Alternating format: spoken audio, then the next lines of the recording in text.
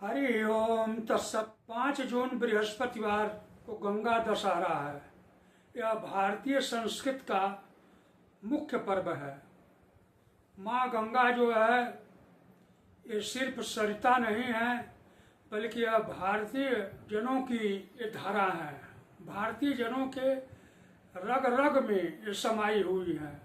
भारतीय जनों के पूजा पाठ से लेकर के दाह संस्कार और मोक्ष को प्रदान करने वाली भी है।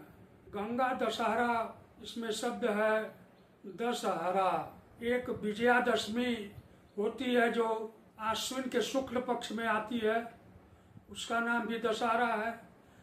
और ज्येष्ठ के शुक्ल पक्ष में आती है, इसका नाम भी दशहरा है।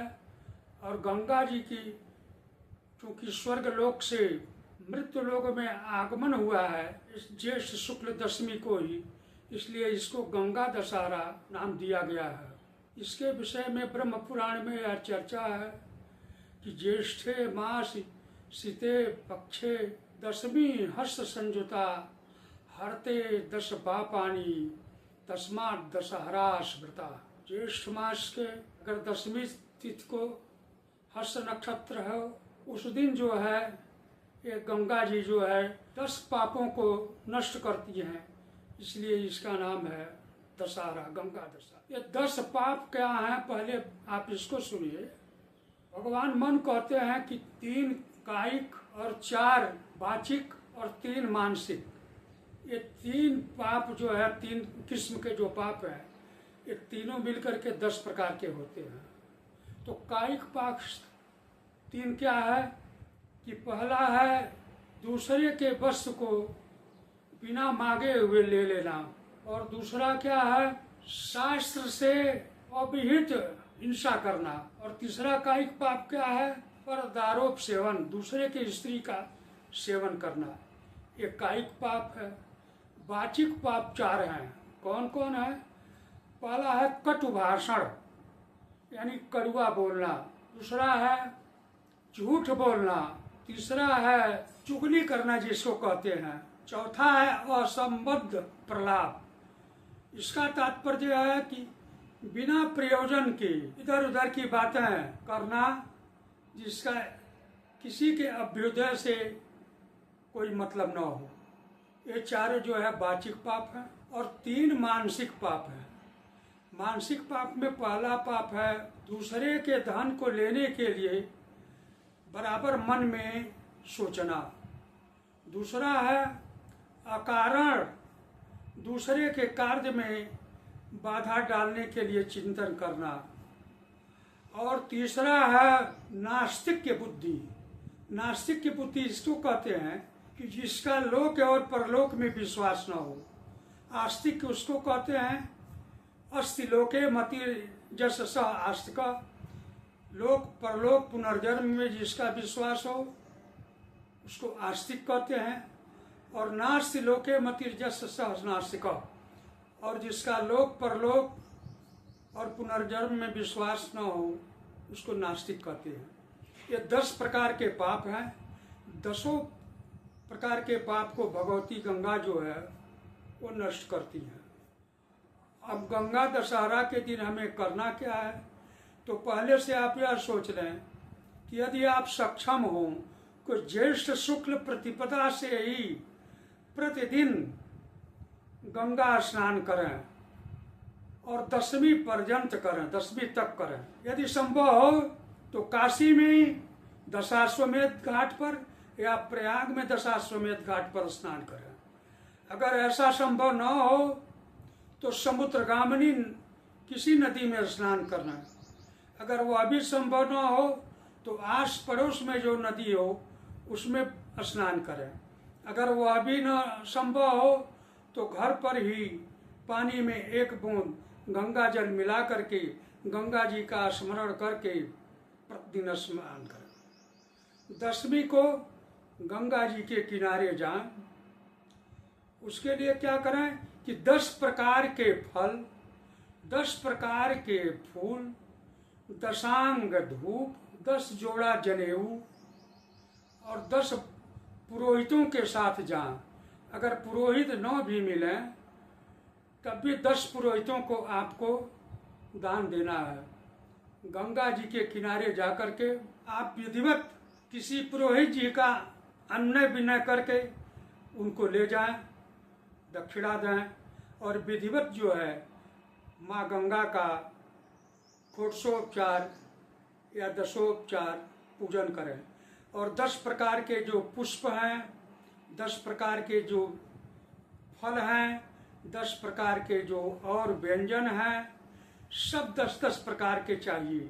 उनको समर्पित करके फिर जो है गंगा जी मकर वाहिनी है, मकर पर सवारी करती है। तो यदि संभव हो तो मकर के सोने की आकृति बनवा लें या चांदी की बनवा लें या तांबे की ले लें या पीतल की ले लें। वह कुछ भी न हो तो आटे की जो है आकृति बना लें।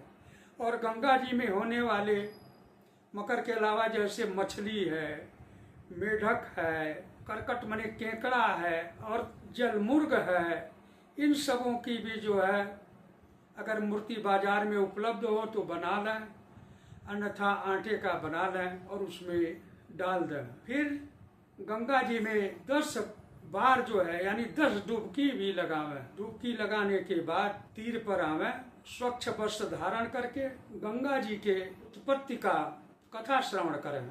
ऐसा करने से ये गंगा जी जो है 10 प्रकार के पापों को तो नष्ट करेंगे ही, आपके और जो लौकिक अलौकिक कामनाएं हैं सबको जो है पूरा करेंगी। गंगा जी के अवतरण की कथा मैं संक्षेप में बतला रहा हूँ, इसका श्रवण करें।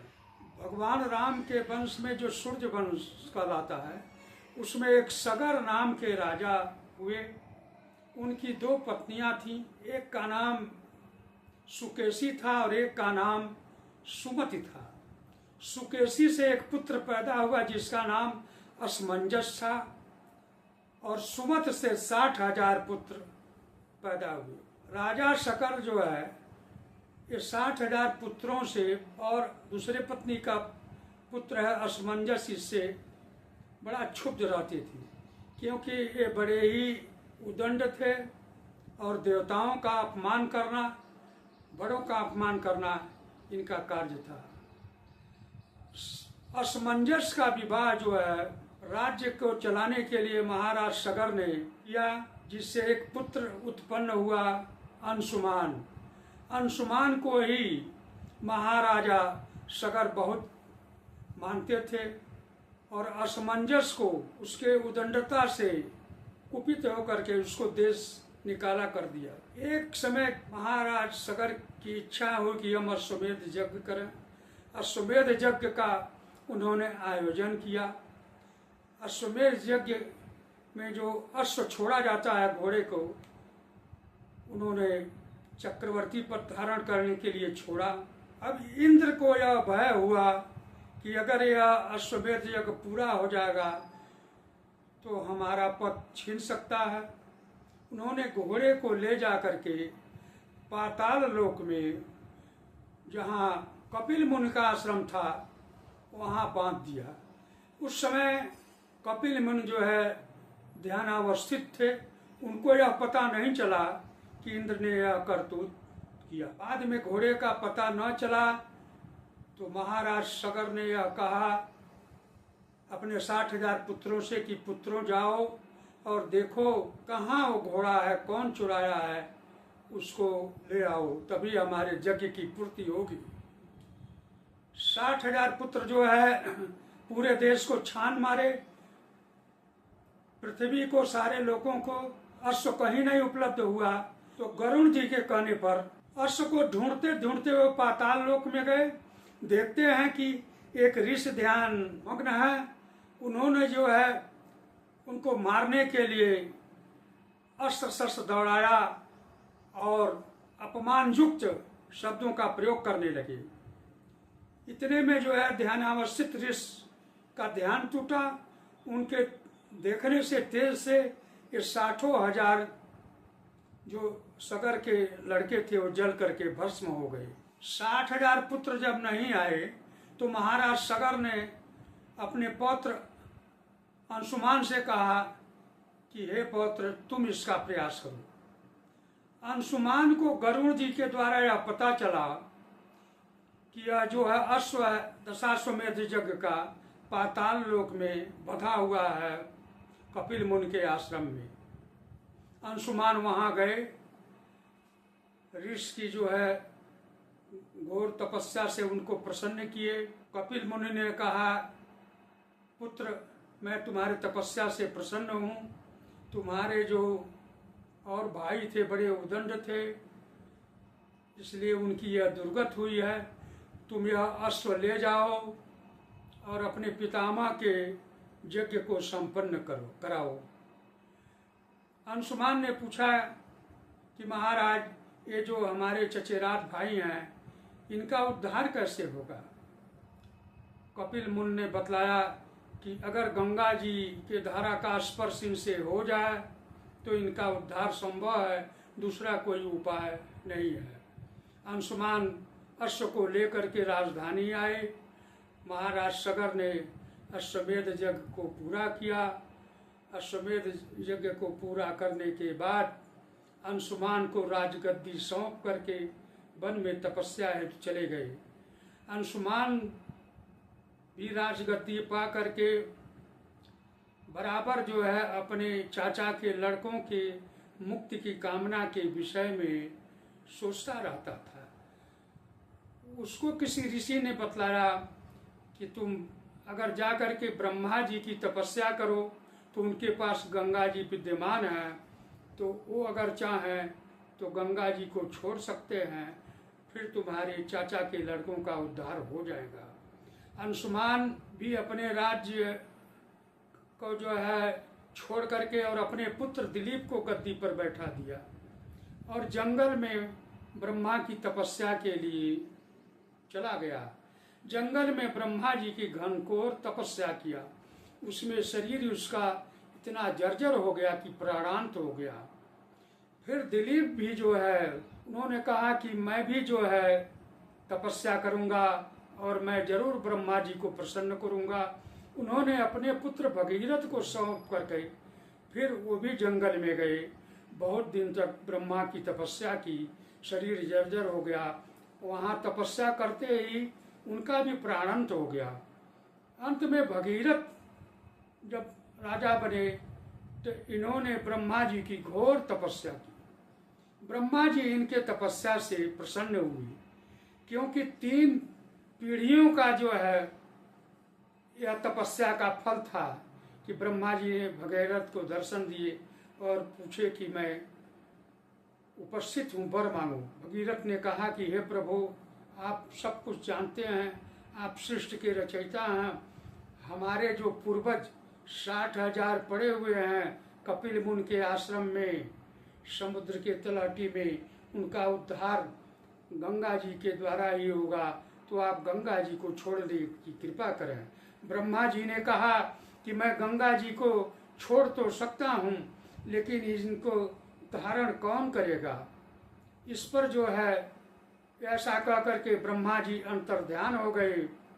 भगीरथ जी भगवान शिव के पास गए और एक पैर पर खड़ा होकर के, पुराणों में तो वर्णन आया कि 12 वर्ष तक घनघोर तपस्या की। उनके तपस्या से प्रसन्न होकर के शिव जी ने कहा कि ठीक है, मैं गंगा जी को धारण करने के लिए तैयार हूँ।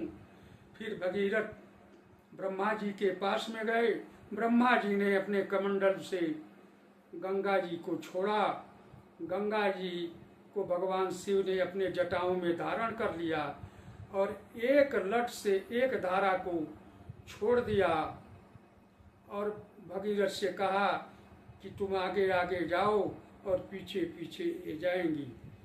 बाद में गंगा जी जब वेग से चलती हैं, भगवान शंकर के जटा से निकल करके हिमालय से, क्योंकि हिमालय पर ही भगवान शिव का कैलाश पर वास है, तो रास्ते में जहनु ऋषि तपस्या कर रहे थे। उनके आसन रुद्राक्ष माला को इतने वेग में थी कि बहाने लगी। उन्होंने जो है पान करके जोग बल से गंगा जी का स्तंभन कर दिया।